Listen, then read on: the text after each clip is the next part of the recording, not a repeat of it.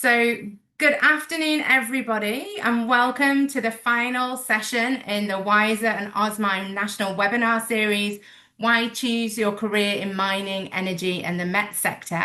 For those of you who are joining us for the first time today, my name's Claire Chakrabarti and I manage the Women in METS program here at Osmine.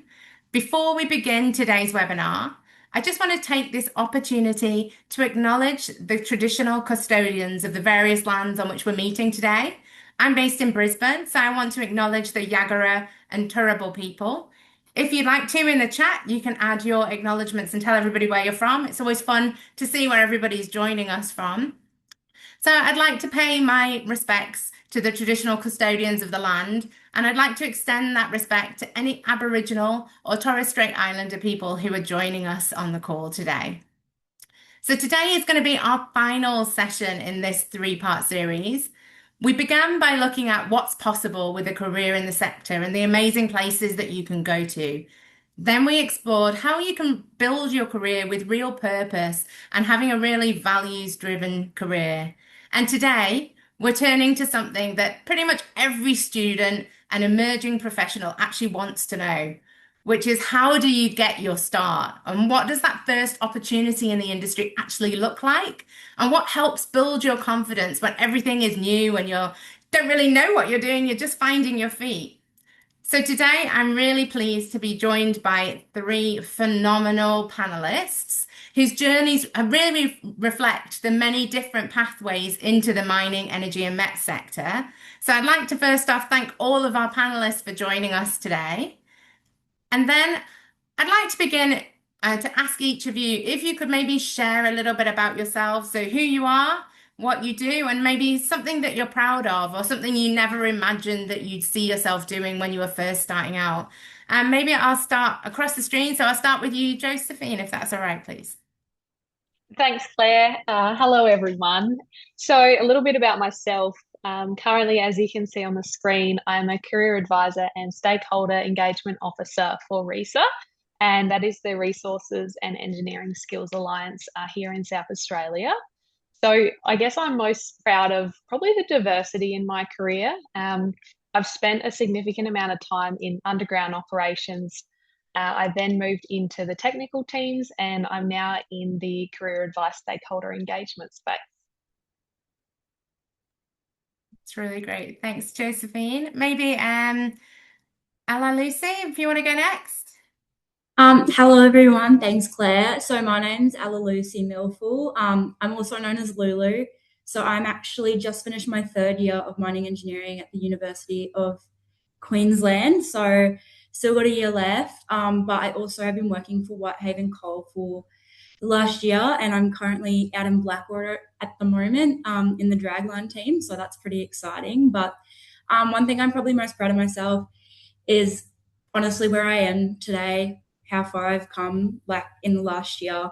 Like I've started in data and now I'm doing planning. So probably just, yeah, doing a bunch of different things. So Thanks. And Elise. Thanks, Claire. So my name is Elise and I'm currently working for BHP in the corporate affairs team in South Australia. So I'm a communications specialist. And I would say the thing that I'm most proud of is working towards building a career that blends my interests and backgrounds and I suppose different areas that sort of fulfill me the most. I think that's been quite challenging but good. So that would probably be my proudest achievement so far. I think that's what we all hope for. So if you've achieved that, then that's really amazing. And I can't wait to hear more about it. Kira, can you tell us a little bit about yourself? Thanks, Claire. Hi, everyone. I'm Kira Bonington. I'm originally from the UK, which is where I am at the moment. So it's 5 a.m. here, but it's a pleasure to be here, though. I'm an exploration geologist at Hilltops Gold, which is a junior gold explorer based in New South Wales. And probably the thing I'm most proud of is, well, firstly, coming across from the UK to Australia, it's a long way. But I supervised my first drilling program last month in November, despite it only being my second ever drilling program. So that was a challenge, but yeah, I'm proud of myself. So Well done, that's really awesome. And thank you so much for joining us at this awful time in the morning. I think it's, yeah, like you said, 5 a.m. over there. So we really do appreciate you being part of this discussion. Finally, Sarah, if you could tell us a little bit about yourself. Yeah, for sure. Thanks, Claire. I'm Sarah Grasso. I am the Senior Manager of Financial Planning and Analysis for Peabody Energy, which is just a bunch of string of words that don't really tell you what I do. So here I look after all the Australian platforms, all of our mines here in Australia. So we've got 7 operating. And I'm an accountant by trade, so accounting, finance background, but in my role in planning, I also look at a lot of operations. So I probably talk tons as much as I talk dollars, which I really love, and probably gives you a little bit of indication as to what my days look like. But yeah, very chaotic. But I think something that I'm proud of is that I did find this job and for sort of pushed to find my niche and went outside my comfort zone. And like I know a lot of people say they do, but I genuinely love my job. Like I love that it's chaotic and the long hours and everything else that goes with it. I genuinely enjoy coming to work. So I'm very lucky to have found that. And that's something that I'm proud of that I took the search. Thanks.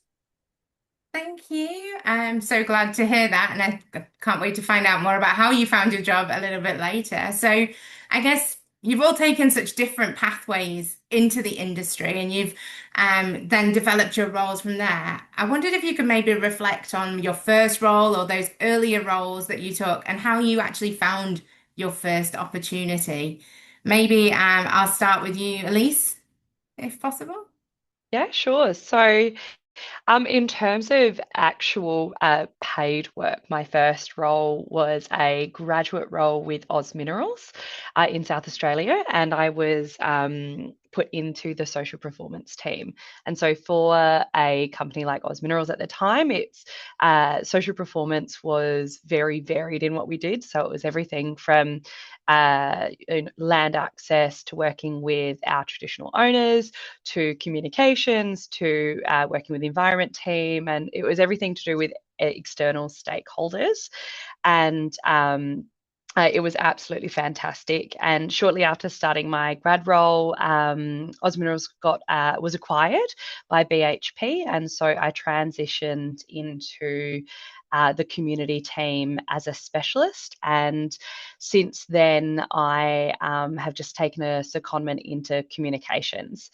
And I think for me, I sort of started my study in law. So I went to uni for about 7 years, which was a hard slog, and I'm studying again at the moment. So I think I'm a glutton for punishment.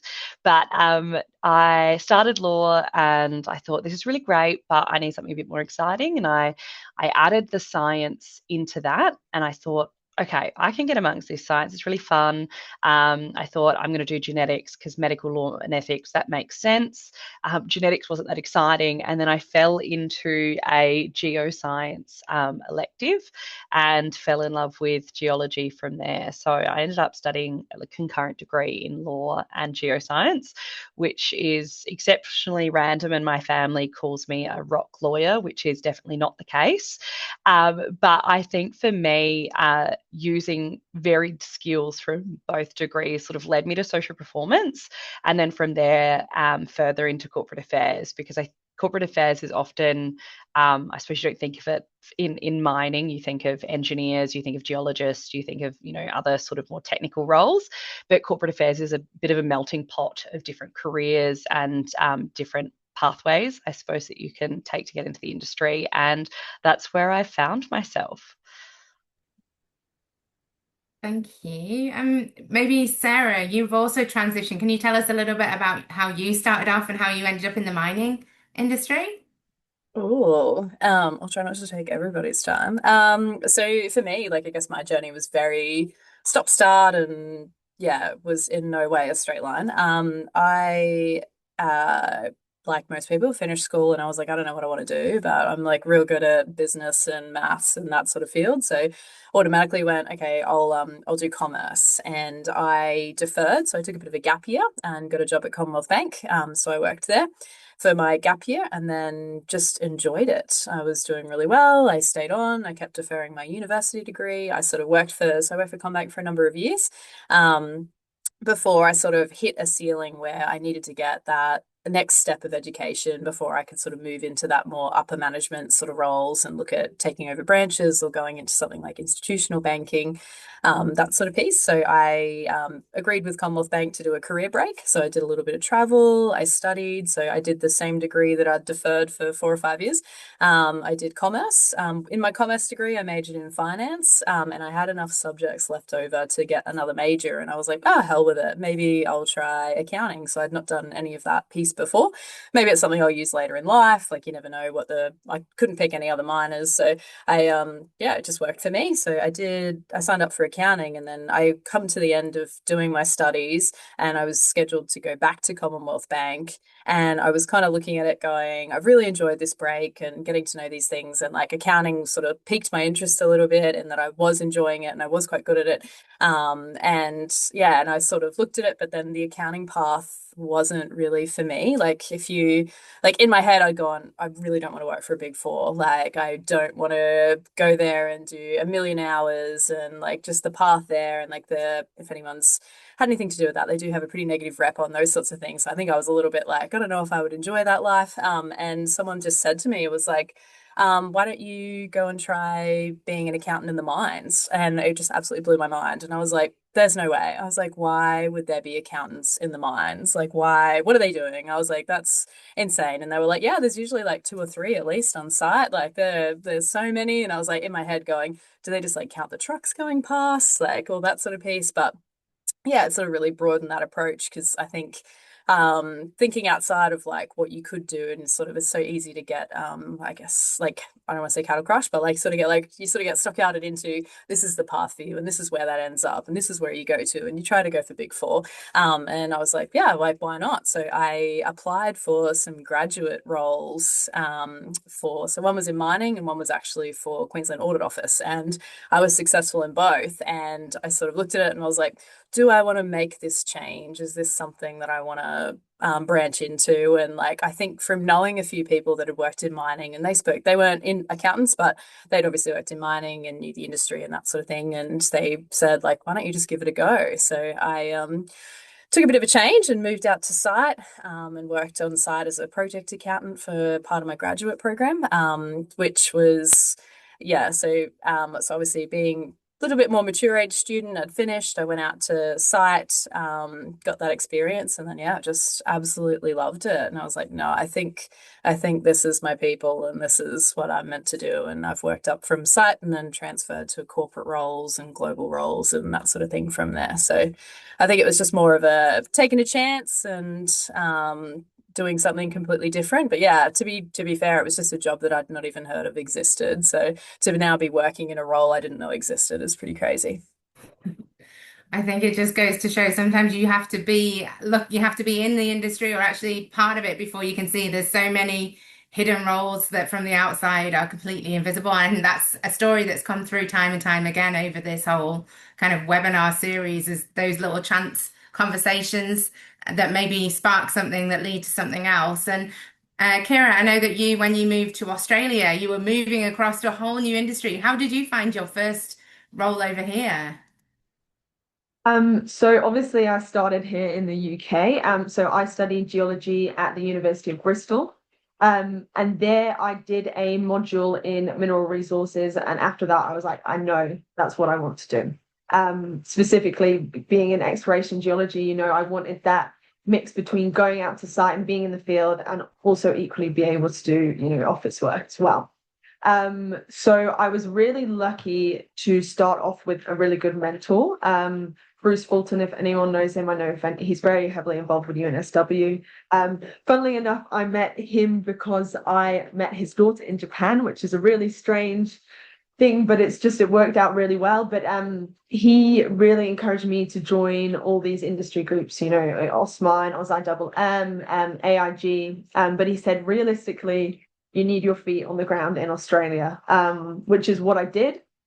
Came over to Australia, really got involved with these groups, you know, went to events, spoke to people, and I think from there he saw that I was really motivated and keen to be part of the industry, and he was very kind to put in a good word with who is now my current boss, and that is how I got into my current role as a geologist at Hilltops Gold. But yeah, on reflection from that, I think joining these groups and even being here today is a really good start. And I mean, they're so good. You know, I was so nervous to start networking, but it really pays off. And I think everyone in the industry is so welcoming and willing to help. And I think if you go to these talks and you speak to people, you'll definitely get something positive out of it. That's really great advice. And obviously, Wiser being one of the supporters of these webinar events. If you haven't already joined Wiser at the end, there will be a link. That's Women in Sustainable Energy and Resources. They are some of the friendliest networking events you're ever going to attend. So I do highly recommend all of you jump on and join them after the webinar series. Lulu, can you tell us a little about yeah, obviously you're starting out your journey. You've just started your undergraduate position. How did you find that? Sorry, I'm the fire. They're doing a fire alarm test, so I don't know if it'll go off any second, but I'll mute if it does. But yeah, so I'm just finished my third year, so I guess I grew up in the industry, so I have a bit of a different experience compared to everyone else. I always knew what I wanted to do. I don't think I ever had any other doubt in my mind. Honestly, like I always wanted to be in mining. So, I guess growing up in the industry, I knew a lot of people and I knew had a lot of connections. So in my first year, I reached out to someone whoever told me if I wanted to do like become a mining engineer to give them a call. And that was my first job. I was in consulting at Talisman Technical in Brisbane. So I worked there for a year. It was a lot of like data entry work, like really base level stuff, but I got a lot of exposure to underground like coal, which is something I never thought I would do, and some really cool projects with like Newmont, like Lehigh Gold Mine. So really cool exposure. And then I had the opportunity, I applied for the Whitehaven vacation program end of last year. Well, yeah, 2023, after my second year, got in. And I started out in the data analytics team. So um, never thought I would do that. I honestly, in like at uni, I hated coding. But yeah, now it's something that's become the biggest part of my life. So I've been there for a year in that team. Put out a lot of projects and got a lot of experience in the data side. And then, yeah, so now I'm out in Blackwater for 3 months on the uni break doing hopefully what I'll do for the rest of my life, which is dragline planning. It's been, it's week 3 and I'm in love with it. Like I like love my job so much right now. So I can't wait to graduate. But yeah, I guess that's kind of my path into it. That's so great, and to see your passion 3 weeks in, and you really are. We can feel the radiation from you, how much you're enjoying it. And Josephine, you had a different like pathway into the industry. How did you come across mining, and what drew you to it? Thank you, Claire. So, when I finished school, I wasn't sure what direction I wanted to go in. I did a variety of different jobs and roles. I spent quite a bit of time in aviation, working as cabin crew and then passenger services agent. I really enjoyed that, but in all honesty, I went mining chasing money. So I went out about my way to find an entry level role. It took me quite a long time to get in just because I didn't have, I guess the labor skill sets or the contacts to get into the industry. But eventually I found my way in. My first underground role was as an AGI driver. This was a huge learning curve for me. It was learning underground operations, how to operate a truck, which I'd never done before. I really enjoyed working as part of the team and the company that ran that contract. After this, I got a little bit bored operating the trucks, so I moved into nippering, and then shotcreting, and then cable bolting. So at that time, I was loving the underground environment, but I was thinking bigger picture for myself. I wanted, I guess, more for my career. So I then started learning from the people that would visit my job sites underground. I had a lot of surveyors come down, a lot of engineers, all different people from the mining operation. I then decided that I would study mining engineering. So I did this for 2 years while I was underground. And then I started spending time with the mining engineering team on the surface before and after my shift just to get a feel for the roles. And eventually I moved into a role within that team. Absolutely enjoyed my time in there, but I realized mining engineering wasn't quite for me. So now I have pivoted within the career advisor and stakeholder engagement space. I think my story, and I like to really promote that, like, your career can be consistently evolving and, be open to as many opportunities that you can. I think I've loved every moment and every different touch point that I've had. And yeah, we'll touch on it later, but I think it's really formed a good base for me. I think that's some really good advice. And I'm going to be honest, I still don't know what I want to do. So, I still see those shiny pennies and think, wow, that looks exciting. A bit like, I think, Elise, you said you're studying again. So am I. It's this Yep. constant thing. Really, Seamless. yeah.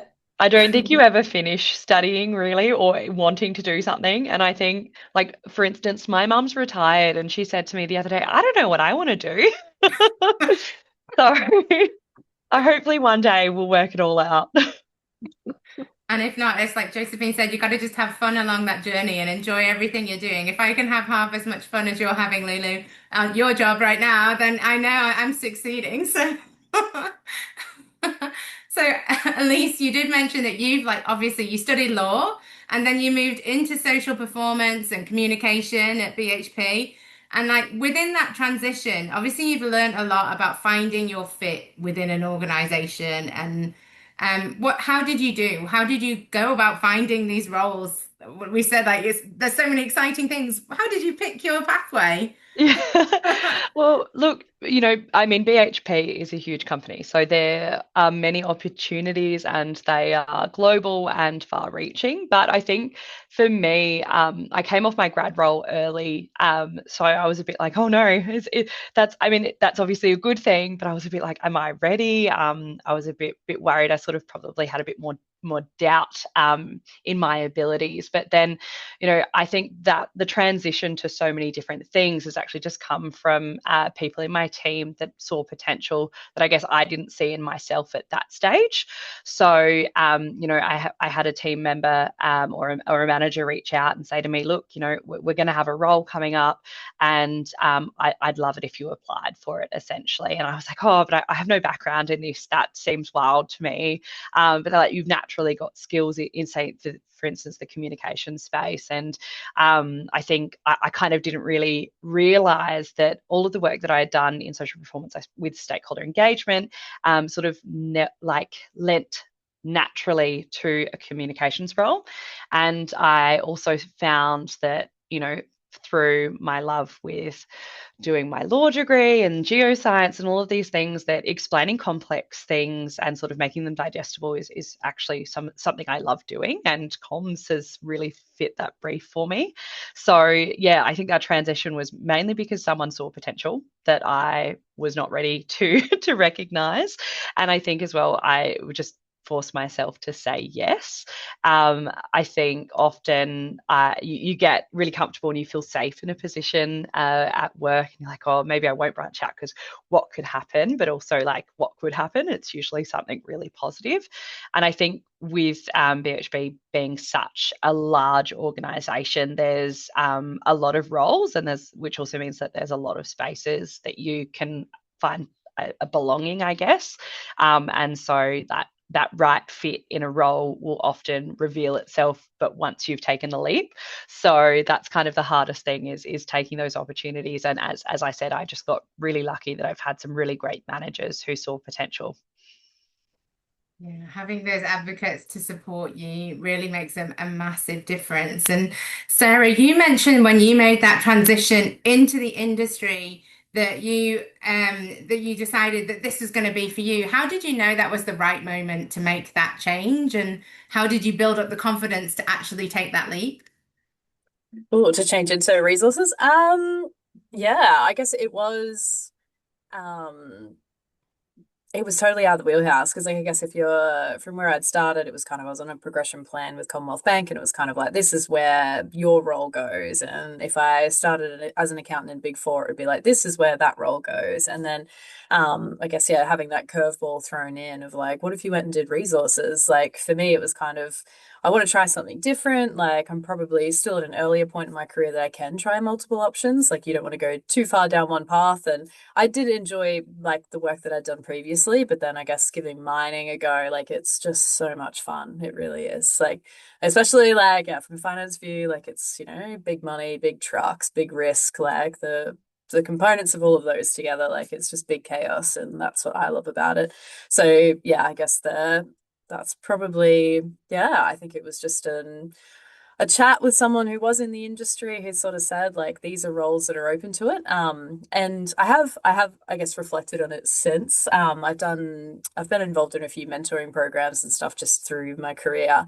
And something that stuck with me was one of my mentors brought it up and she was like, why do you think that you chose accounting? And I really dialed it back and it was like looking at school and options that were available. Like the school that I went to, it was like accountant, lawyer, engineer. Like it was very, very narrow on like where those scopes went.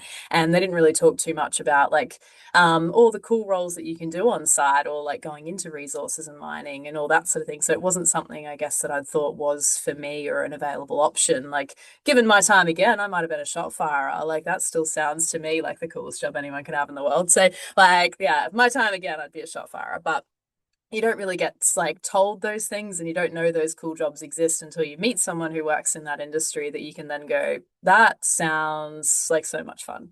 And I think it's those sort of, yeah, without that exposure, I guess if I hadn't been speaking to someone who was in the industry at the time, like I wouldn't have known that that was an option or that accountants had existed on site or that there was a place for someone with like financial and that sort of modeling background to then add value in those places. So that was probably my big one was that was it was a little bit scary because I sort of thought that I was throwing away a more corporate career, I guess, to that it would set me back, that I would, be thrown off the trajectory of like moving to being a partner at Deloitte or something like that. Whereas like looking at this, I'm like, yeah, this is way more fun and a much better option and potentially like, yeah, a lot of different goals, I guess.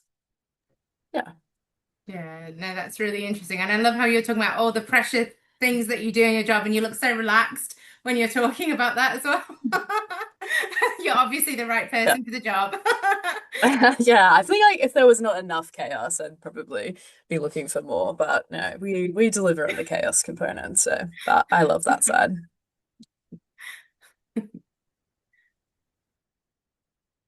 So, Kira, you talked about how you moved to Australia from the UK and you had that chance encounter that really helped build up your network. But what would you say, what advice would you give to someone who's going to make that change? Because that is a massive leap as well, relocating to another country, into a new industry. How did Yeah, you approach yeah. that? Well, I knew I wanted to go to Australia because I knew there was more opportunity for me there. So, I don't think the industry is as widely accepted in the UK here as it is obviously in Australia. It's such a big thing in Australia. Um, but I would say I think the biggest challenge is because Australia is such a great country, and I feel like even though it's far away, it's so similar to the UK, and it's beautiful, and the weather's much better. But I think that I would say the biggest challenge would be visas, to be honest. But what I would say is that they need, you need more people, especially geologists. Like I know particularly in New South Wales, they're cutting a lot of the geology programs. So they need us as well. But what I would say is that be honest with people that you're going to apply for jobs with. Just say your situation, and I'm sure, and that's what I had to do, and it worked out well. And there's ways around it. I think people are really scared to apply for jobs when they're from another country and they've got the visas in the way. I think yeah, just be really honest, and I'm sure people will help. Yeah, that's really good advice. And you also said about how when you were looking for a job when you first got over here, when you were first building that network, how did you go about doing that? That must have been pretty challenging. Yes, I was nervous. I was really nervous at first. So I arrived in Sydney, and then 2 weeks later I was at IMARC, and IMARC was, eye-opening because I was part of the Next Gen program, and it's a really good experience, and I couldn't recommend, it anymore. But I think it's going in with confidence, and it's really hard to at first, but once you've done it a few times and you see kind of the positive things you can get out of it, then it's a lot more motivating to do it more. But yeah, as I said before, people are so willing to help young people in the industry, and I wasn't expecting that at all, and I didn't think, going in being a geologist, I would be doing this much networking, but it is really part of the job, and you can get so many benefits out of it. Like, for example, I went on a smedge cruise, the winter cruise, which is the Sydney Geo Club. But I ended up running into this geophysicist called Steve, and it turns out he did loads of geophysics on one of the projects I'm working on, and he was so happy to help me, and he had a meeting with me for about 3 hours, just explaining the geophysics to me. And, if you don't go out to those events, you don't meet those people, and then you don't get those positive experiences. So yeah, it really pays off. Absolutely. You never know who you're going to meet at some of these events, and there's so many different clubs out there. So I do really encourage everybody to go out there, begin your networking. You can't begin it soon enough. If you're not doing it, go out tonight, go meet some people, but maybe attend some events as well. So, Lily, you obviously are just starting out with your career on site, but when did you know that this is going to be for you, and how did you choose the roles that you've been doing so far? So I think yeah, so obviously I've just come out to site for Blackwater. I think site was always a big scary thing for me because so I grew up in like small mining towns like Moranbah, Dysart, Tierra, and I always said to mom and dad that I would never go back and I would never live there, um, because it is tough, it is hard, but the community is something that I think you never find in anywhere like anywhere else in any career. I mean, I haven't explored everything else, but like I've got such an amazing support system around me just by being like a kid of someone who worked in the industry. So I think that's when I really knew. And also, like my parents would come home and everything that they would say about the industry just made me excited. So I think that was probably the biggest reason that why I chose it. Like I don't think there is anything else I would do. But I guess choosing my roles. So the data role was kind of just chucked on me because I was originally going to site, but then I got, I don't know, a bit nervous. So I kind of just said, is there anything else that you have for me? And I was only 18, so it was a bit holy. I'm moving back away from my parents, going to, I think, yeah, Dornier, so in Moranbah. This is really scary. So I ended up taking that role in the data team. For the first 2 weeks, I was so far, like way too far in deep with, I was like, oh my God, what am I doing? This is the worst decision of my life. I just should have sucked it up and gone to site. And I think about 2 weeks after that, when you find, like, I finally started getting things, like I fell in love with data and code and like Power BI.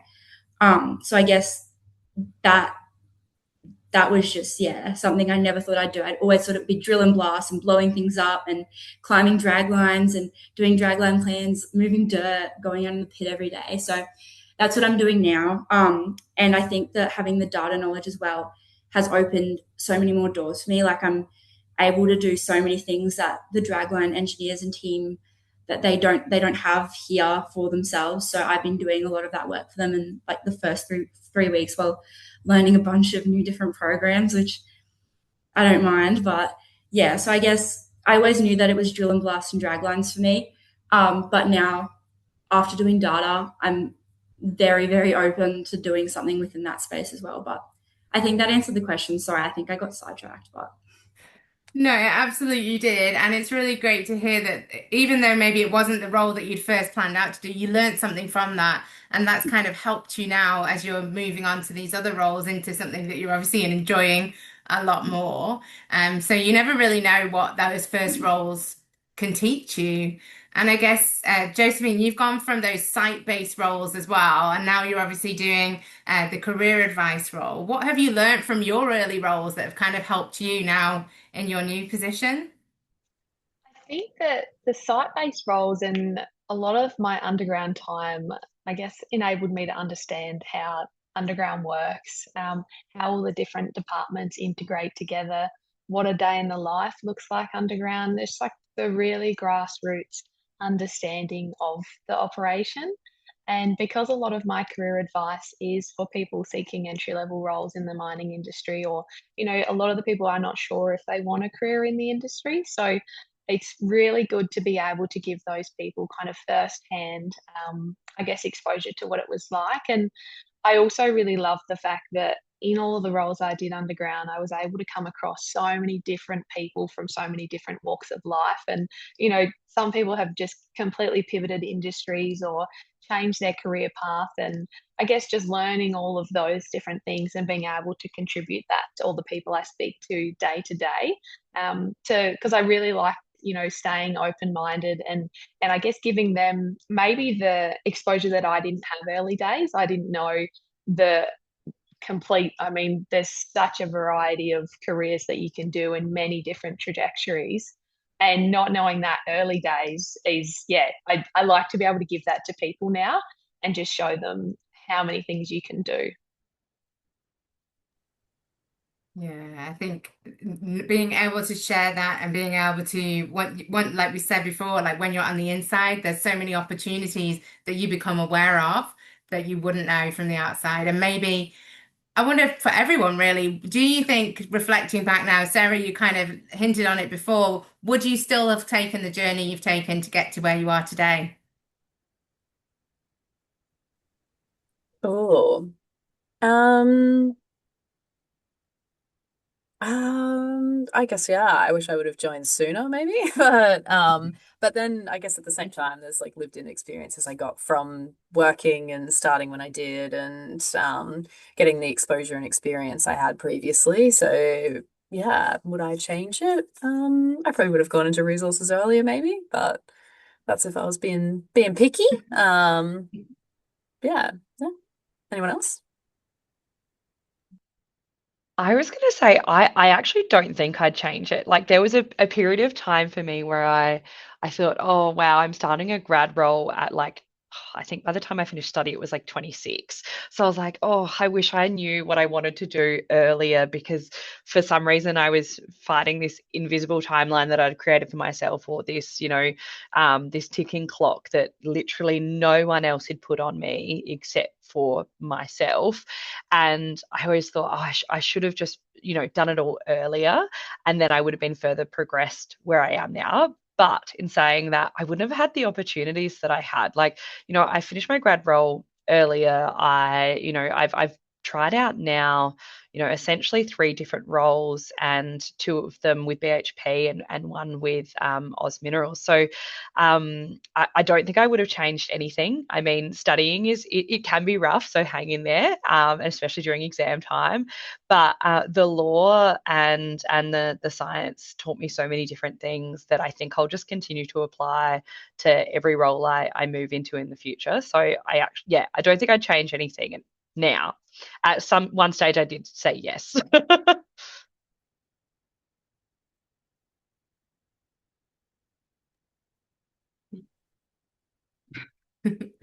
And so I guess for everybody who's just kind of starting out, because a lot of people on this call, they're students, they're maybe just starting out in industry. You've talked about the transitions that you've made, and you've talked about finding your first roles, and all of that needs confidence. And when you're first starting out, there are so many things happening. It's absolutely overwhelming. I still remember my first role and not even knowing for those probably the first few weeks what the heck I was even doing, let alone like, and then I'm supposed to look like I know what I'm doing, but I don't know what I'm doing. I don't think my manager knows what I'm doing. And am I doing it right? this thing that I don't know that I'm doing. How did you all like deal with those feelings, that mixed emotions, and actually maybe show that yourself that you're confident? How did you put that forward? Maybe Lulu, you're on site. How on your first day, how did you show up with confidence? Well, I guess I always just walk into a role like this with a I know nothing attitude and I'm willing to learn everything. So I think that's what really drove me on site on my first day. So just constantly asking questions like it's okay to be a pest. Like I think that's probably the biggest piece of advice on like a first day experience. Obviously when people are busy, maybe not then, but like do not be afraid to ask questions. Like I'm in a role right now where I don't really know anything. Like I'm learning Deswick for the first time, as I said. And I think I spend half the day just looking over someone's shoulder. And then if something's like if he's doing something different, I'm constantly just asking, um, what are you doing? What is that? Like, so I think that's how I get my confidence by just learning more. Um, yeah, I would say just learning as much as you can, asking questions, not being a pest. I mean, sorry, being a pest. Really good advice. And it's not being a pest, it's just being interested. What about anybody else? Has anybody got any tips or tricks that they used when they were first starting out to kind of build their confidence, Kira? I would think just going off what Lulu said as well, don't feel like you have to know everything. Like you're not going to know everything. When I first started, I really put a lot of pressure on myself. It wasn't put on by anyone else to feel like I needed to know, every rock, every mineral in detail. And that is impossible when you first start. So I think, and I don't think anyone else expects you to know that either.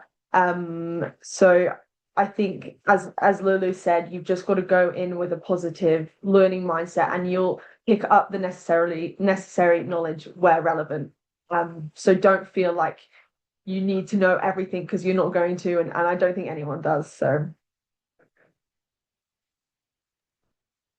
I can just say from my experience when I started as a grad, and please take this with a pinch of salt, but my lead at the time had drawn me a bit of a graph and sort of said, well, this is the point of the company, where you start as a grad and you sort of are essentially taking from the company as you're learning and building skills and building networks and and developing as a professional. And then as you get better and you spend more time, you actually start to give back to the company in a sense. And I thought that was a great analogy. Someone said to me, they're like, oh, okay. So take it however you'd like. But I think as well, remembering that 9 times out of 10, people in your team are doing their roles for the first time too at the same time. So, your manager, it might be the first time they're a manager. It might be the first time someone's trying out a different role, and they probably have the exact same questions as you do. And also, questions often show, yes, I think Claire, you said this, that you're interested, but it also can sort of sometimes highlight a different way and a different approach to things. So maybe there's something that could potentially benefit from a question that's a bit more pointed as to why it hasn't changed or how it could change. So I think, yeah, just remember that everyone else is learning, and don't feel bad for not knowing anything. My response is very similar to what everyone else has said. I think I really like what you've said, Elise. Like everyone's has to start from somewhere. So, keeping that in mind, I think same as Kira, I have a very similar experience. I remember when I was getting trained on the Normet spray mech for the first time, it was super intimidating because it was primarily males doing the role. And I remember saying to my trainer, Brad, at the time, like I was getting quite good at just the general operating. I was doing really well. And he's saying, okay, you're probably, getting close to being passed out. And I said, no, I need to learn every single thing that can go wrong and I need to know how to fix it. And he kind of just laughed and he said, that's not necessary. You're going to learn as things happen. There's fitters, you can call people. So I think not putting too much pressure on yourself, being, open to learning and asking questions. Yeah, you can never ask too many questions. It does show interest and you will learn a lot more that way rather than being too scared that people are going to judge you or, think bad of you for asking. I also, I learned it probably when I started the operating roles is I would take a lot of notes, and I learned kind of what way works best for me in remembering things. And for me, at the end of the day, it was just recapping the key things that I learned throughout the day. And especially in the underground roles, like there was a few really key things that each day was kind of dedicated around learning. So I would just recap them, on the drive out of the hole, or with the co-workers before we knock off. And then another thing in the technical roles that I do is like noting what they called QRGs, and just having little notes and things that I can go to that help me learn along the way. So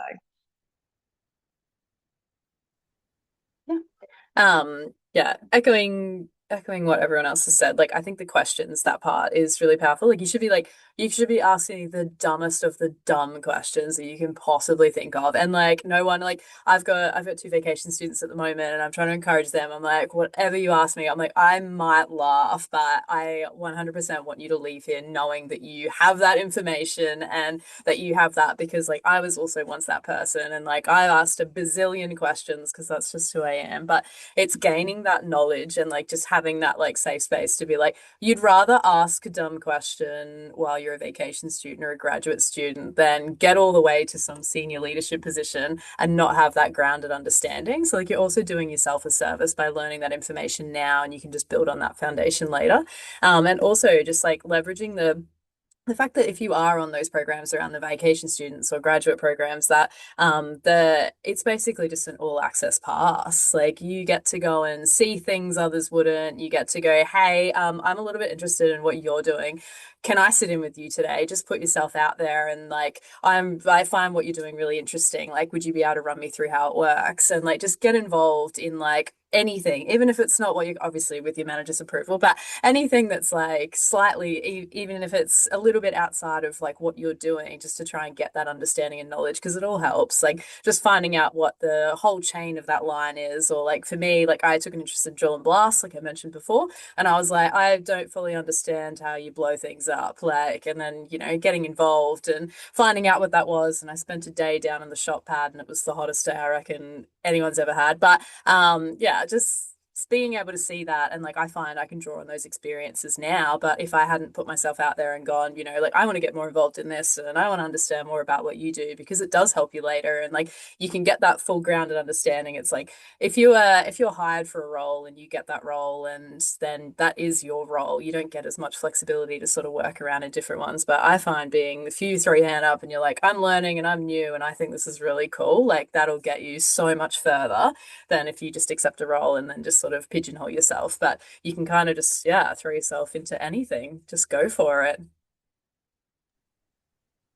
That's great to hear about, like, you can access all those different opportunities, and having that safe space, like you said, is really important as well. It says a lot about the employer that you're with, that you can ask the questions and you're supported with that. So that is another reason why it's great to ask questions, because you can find out just as much about the people that you're working with and the employer as you can about the answers to the questions themselves. Now, some of the students on the call maybe haven't found their first role yet. Maybe they're looking for their way to get into industry. So I wondered if you could offer them any advice about what they could do to maybe make themselves stand out, or any practical tips that you found really helpful when you've been looking for roles. Maybe we'll start with you, Josephine. thanks, Claire. I think for myself, my advice would be early involvement with the industry. If that be at university, there's industry sponsored projects and things like that going on. I know that, the workload is significantly high at uni, but just getting yourself involved as much as possible. And even the industry groups that Kira mentioned, and yourself, Claire, you said just getting out and networking as much as possible. I know it can be really intimidating, and it's quite scary because you're new to industry, but these people are really, they're keen to have you on board. Like, it's exciting for them that people want to join the industry and want to be a part of it. So doing what you can, I guess, to just get that little bit more exposure, I think helps that next step a little bit easier. And you may already have, the connections that you need to make your next step. Yeah, absolutely. And anybody got anything else they would add? Any other advice? I would sort of echo exactly what Josephine said. very much so lean into your societies at university. So if you can go to the industry nights that, say, the Engineering Society or the Geoscience Society are putting on, that's the networking there will get you vacation work and it will get you jobs. Like it, I mean, put a blanket. They probably will get you probably. So I think like don't underestimate the networking. That is actually how you advance your career. But in terms of a bit more of a boring answer is when you're applying for vacation work or graduate roles, make sure you tailor your application to the company. Really don't recommend just copy and pasting or honestly using ChatGPT as a blanket. It's honestly very easy to spot. So I would really recommend, learning about the company that you're applying to and making sure that your application speaks to that company or speaks the language that they're putting out there. So do your research is probably a big thing as well. All really great advice, and especially the chat GPT thing. Having reviewed a lot of internship applications recently, yeah, you can definitely tell nobody is that perfect at English. But having said that, it can be a really good tool, and like all tools, use it. Sometimes we can, when we're writing things about ourselves, we can't see the amazing things. At least you mentioned how it took a real advocate in your career to show you the possibilities, and chat GPT can do that, but Oh, 100%. AI is an incredible tool, but I reckon I always check your work. and definitely never leave the prompt there. That's always always a tell. So I would like to open up the floor if any of our audience have any questions. If you do have any questions, you can drop them in the Q&A that's down the bottom. Or alternatively, if you want to raise your hand so that you can ask, we can invite you to unmute. I can see there is already a question in there already, so I'll just read this out and maybe I could ask the panel to reflect on that. So Nishani says, thanks so much. She feels really proud to hear all of your inspirational stories, which is lovely to hear. She's a second year PhD student. And as Kira mentioned, she's found the visa issue like very hard because she's a full-time work. She's got the study visa, but she's not got full-time work rights. She has a background in chemical engineering, but her PhD is quite related to gold geode sensors. She wanted to know how you go from mining on site, and she really wants to get out to a mining site, but she doesn't know where to begin. So because she isn't a mining engineer, could anybody offer her any advice on how she might find a role on site without that mining engineer background?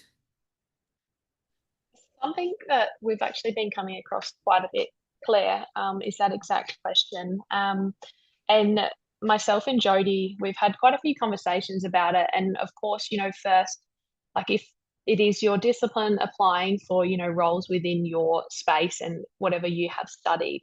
But if you're really struggling and you're not, getting any roles or and your resume is not a problem, your cover letter is not a problem, we actually are recommending, taking a step down and maybe applying for a more entry level type of role. An example of something that we've just recently let someone know is, applying for a processing technician role or in the lab, those kinds of roles. And I know, like, even for myself, when I stepped into mining, like, I felt like I was probably doing a role that compared to my other was a little bit different, but that is really what accelerated my career and got me in. So being willing to look at other options can really help you get your foot in the door. Yeah. I was just about to say, yeah, you don't always have to step up. Sidestepping is completely okay. And very similar example on the site that I was at last week. I was talking to one of the Met techs, and she did her chemical engineering grad role with BHP, but there were no roles after that were available. It's exceptionally competitive. So she took a Met tech role and is still working in the processing team, doing all of these things, and she's just learning those skills, having site time, until the role that she wants really is available and comes up. So definitely take those side steps and steps in every direction until it leads you to where you want to get. Yes, I should. I might add to that as well because you just reminded me, Elise, is that keeping in mind that no matter what kind of role that you enter in mining, you're going to be immersed in the industry. You're a part of it, and that's just going to further strengthen you for wherever you might end up. And you may end up on a completely different path to what you originally set out, but you're in the industry. You are one step ahead of other applicants who are then trying to get in. So. Really good advice. And if we've learned anything from hearing what everybody else has done on the call today, it really is that once you're in there, it gives you that opportunities to find out everything else. So really, it's just finding that role, whatever it may be. It might not be your dream role, but you can still learn from that. Like Lulu was telling us with the data role, you can learn so much from that you don't even realize how useful that's going to be later on. So it's good just to get your foot in the door. Another question that I can see that's come in here is to ask you all, is there anything you wish someone had said to you when you first started out your career? I would probably say, like, don't be afraid of everything that you hear. You hear a lot of stuff, especially like in my generation, the media is like, you always hear the bad things. And that did scare me a little bit, like being so young and going into the industry.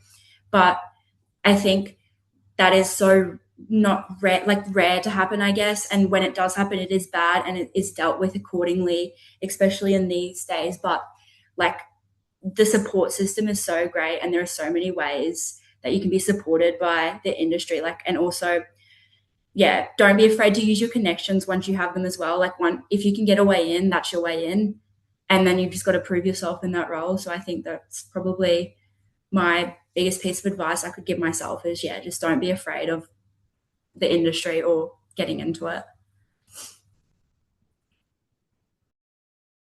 Absolutely. Does anybody else have any advice, anything that they wish they'd heard earlier on in their career that they now maybe use as their truth or? Um, a silly one, really, but write down the acronyms. There are so many acronyms in the the resource sector and it changes across every site you go to, so that makes life very difficult. But yeah, write down the acronyms because you'll hear them all the time and then forget what they are and then ask and then forget again. So yeah, learn from me, write it down. But sort of alluding to what I said earlier, you're often more capable than you feel. So like always do the reach. So the steps that make you a little bit more uncomfortable. I know that that's really generic, but like your capability, if you're if you're thinking you're at this level, you're most likely at this level. So don't underestimate yourself. Absolutely. And I have to admit, it's not just the acronyms. I have a book where I write down absolutely everything when I meet people and I write down information. It's really useful to have. Really embarrassing if you lose it though, so don't lose it. But otherwise, yeah, it's very important to have that written down somewhere. It can help you. You never know when you're going to need it. So absolutely, I recommend it. Well, I would like to take the time just to thank all of our amazing panelists today. I think you'll all agree they've shared some really great stories, and it's been wonderful to hear how each of you made your first steps into the industry and then where you've gone from there. I'm sure it's made a big difference, those practical insights to everybody who's joining us today. So across the whole series, we've explored what you can do with your career, how you can build a meaningful career, and now today, how you can take those first steps in industry and really build that confidence. So I do hope for everybody who's joined us for the last few webinars that this has really helped you. If you do have any questions or you think of something, if you're like me afterwards, feel free to reach out and connect with myself or reach out to one of our panelists. Do tell them where you saw them so that, and begin building your network. Up on the screen, you can see some QR code links. They'll take you through to the WISER webpage and the Women in METS webpage on the Osmine.